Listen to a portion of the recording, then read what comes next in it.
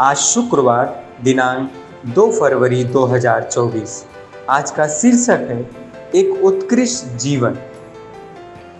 शुरुआती वचन लिया गया है कुलुसियों का पहला अध्याय 9 से 11 वचन कहता है, ताकि तुम्हारा चाल चलन प्रभु के योग्य हो और वह सब प्रकार से प्रसन्न हो और तुम हर भले काम में फलदायी हो और तुम परमेश्वर के ज्ञान में बढ़ते जाओ, उसकी महिमा की शक्ति के अनुसार सब प्रकार की सामर्थ से बलवंत होते जाओ, यहाँ तक कि आनंद के साथ हर प्रकार से धीरज और सहनशीलता दिखा सको। प्रेरित पौलुस के द्वारा आत्मा की इस प्रार्थना से सीखने के लिए बहुत कुछ है। यह हमें एक सच्चे और संतुलित मसीही जीवन का एक विचार प्रदान करता है, अर्थात एक उत्कृष्ट जीवन। यह कहता है कि तुम्हारा चाल चलन प्रभु के योग्य हो और वह सब प्रकार से प्रसन्न हो और तुम हर भले काम में फलदायी हो और तुम परमेश्वर के ज्ञान में बढ़ते जाओ। एक असाधारण है, यह असाधारण है। यह एक मसीही के रूप में आपके लिए परमेश्वर की इच्छा को प्रकट करता है। वह चाहता है कि आपका दैनिक जीवन उसके योग्य हो, अर्थात उसकी सत्यनिष्ठा में चलते हुए और सारी वस्तुओं में उसे प्रसन्न करते हुए। यीशु ने हमेशा पिता को प्रसन्न किया। यूहन्ना 8वां अध्याय 29वें वचन में उसने कहा, मेरा भेजने वाला मेरे साथ है, उसने मुझे अकेला नहीं छोड़ा, क्योंकि मैं सर्वदा वही काम करता हूँ जिससे वह प्रसन्न होता है। या आपके जीवन का लक्ष्य होना चाहिए कि हमेशा और केवल उन वस्तुओं को करें जिससे पिता प्रसन्न होता है।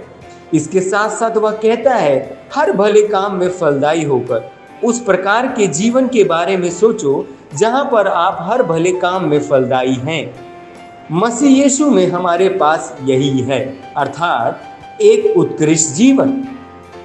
जब भजन संहिता पहला अध्याय 30वें वचन में भजनकर्ता के शब्दों को याद दिलाता है, वह उस वृक्ष के समान है जो बहती नदियों के किनारे लगाया गया है और अपनी ऋतु में फलता और जिसके पत्ते कभी मुरझाते नहीं।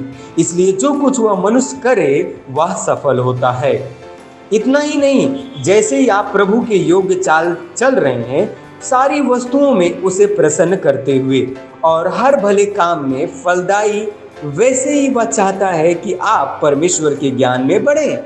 कुछ लोग हैं जो यद्यपि अपने काम में अच्छा कर रहे हैं तो भी परमेश्वर के ज्ञान में नहीं बढ़ रहे हैं। नहीं, वह चाहता है कि आपका जीवन संतुलित हो।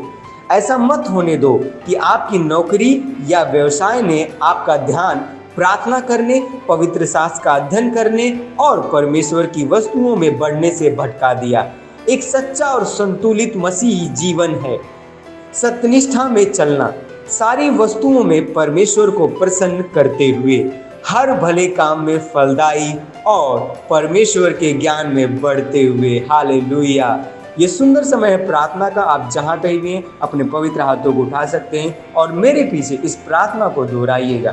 प्यारे पिता, मुझे एक उत्कृष्ट और संतुलित जीवन देने के लिए आपका धन्यवाद।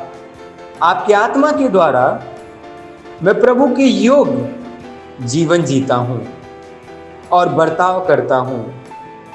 सारी वस्तुओं में पूरी तरह से उसे प्रसन्न करते हुए, सत्यनिष्ठा के फलों को उत्पन्न करते हुए और आपके वचन के ज्ञान में और इसके द्वारा तेजी से बढ़ते हुए, यीशु के नाम में आमीन।